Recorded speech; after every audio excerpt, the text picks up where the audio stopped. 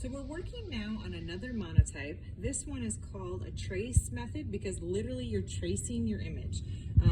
It gives you kind of an interesting sort of ghost-like looking image, but it's pretty exact to what you're looking at because you sort of trace right on it. So I'm gonna switch from black to a lighter color. I've got my ink here that I was working with. This is a little bit of sienna. I'm working on my plate that I used for the last one, which still has some Akua ink on it. Akua black, that's okay. I don't really mind if they mix together. I'm just gonna ink up my plate, the entire plate again. Similar to what I did for the reductive print.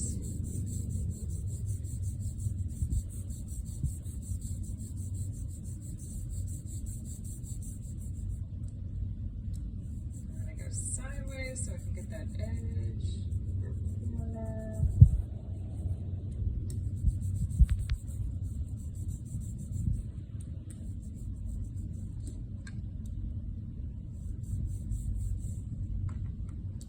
Okay, and then I'm going to just smooth it out like I did before, making sure I don't have any lines, because when I went sideways I had like a streak. So I want to make sure that's nice and smooth. I've got that nice sizzle sound, so you can tell I've got a good, smooth, even application of ink. Kind of an interesting brown. I've got a piece of napkin. I'm going to carefully kind of slide it over, grab underneath, so the plate is sort of balanced on my fingers, and I'm going to just wipe it off. And I'm going to try to be careful to not wipe any of the ink top.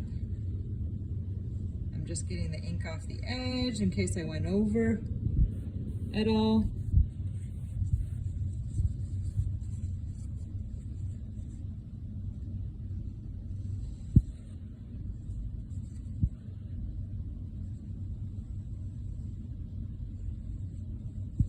Okay, I'll just do that again, make sure and just kind of clean my edge.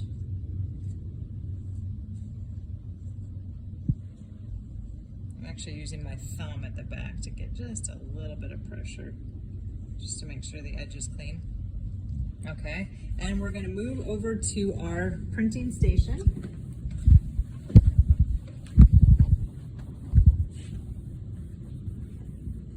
So I've got my registration method. It's the same one I've been doing.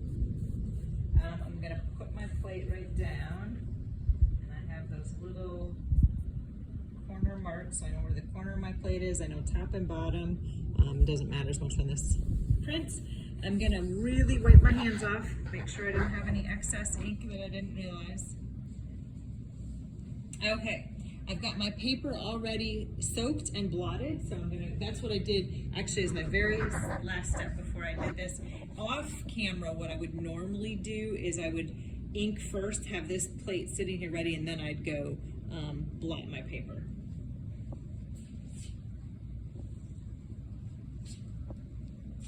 So I'm going to lay and this one is kind of different. We want to make sure to not touch anything. So I'm going to very carefully line up the corners of my paper with the corners of my registration paper, which was the method I was using. I'm going to hold it here and let it just gently float down, and I'm not going to touch. Normally when I print, I actually touch it to make sure it sticks to the ink. In this case, wherever we touch is going to be our image. So where we touch will be dark, where we don't touch will be light. So anywhere I want the image to show up, I'm gonna touch. So I've got my same image, I photocopied it because I'm gonna kind of destroy this as I use it. I cut the edge, and you can kind of see a shadow here that through the paper I can see the plate with the ink on it.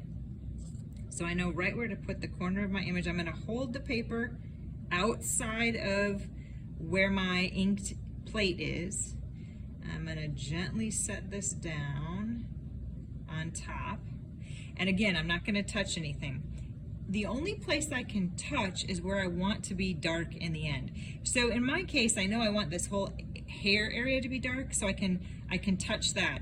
I can rub, I can use a pen or a pencil. In this case, I'm going to touch, and I'm going to use the back of my fingernail to create kind of some interesting, and I'm sort of scribbling around with my fingernail to give some interesting texturing for the hair. And I'll go right up to the edge of my image, kind of draw a line with my fingernail. Try a different fingernail. My thumb was getting sore. I'm going right off. I can feel the edge of the plate under the paper, so I went right up to the edge.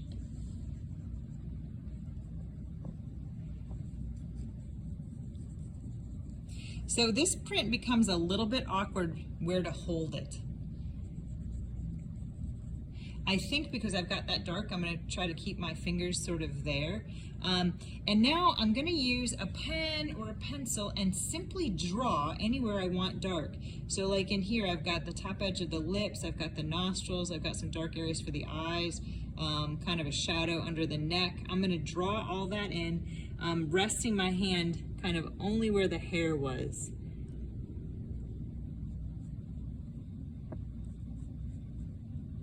There's a little bit of eyebrow up here.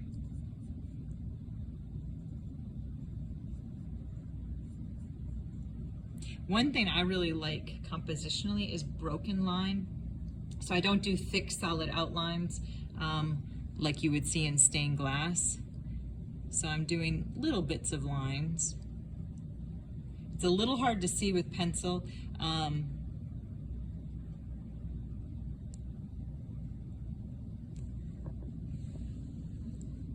That one I went back over a couple times because I wanted it a little darker. I could hatch. I could draw in little lines for where I want those lips to be. That would make sure and darken them.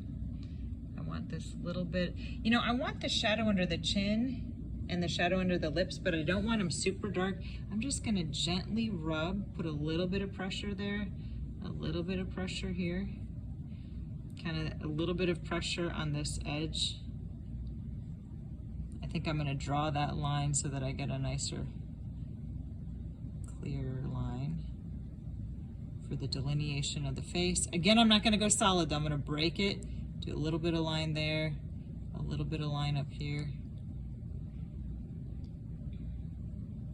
Make sure I got the edge of the face over here.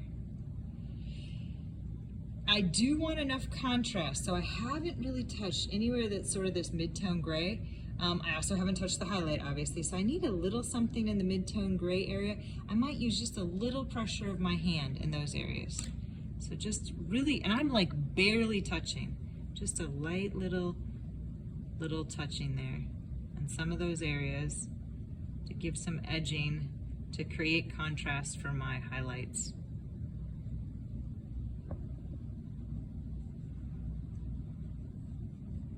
I'll go down into the neck a little bit, just lightly.